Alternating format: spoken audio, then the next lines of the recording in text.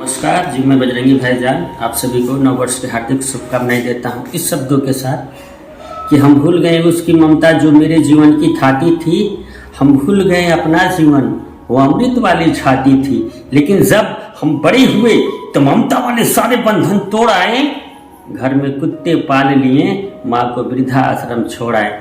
माँ की ममता को देखकर ये मौत भी सामने से हट जाती है। अगर माँ अपमानित हो तो इस धरती की छाती फट जाती है। माँ जिस पौधे को छू दे वो पौधा संदल बन जाता है और माँ के चरणों को छूकर ये पानी गंगा जल बन जाता है। ईगो से माँ के आंचल ने भगवानों को भी पाला है। हर घर में जन्नत और शिवाला हो ऐसा संकल्प उठाता हूँ। मैं दुनिया की सभी माताओं के चरणों में शीश झुकाता हूँ।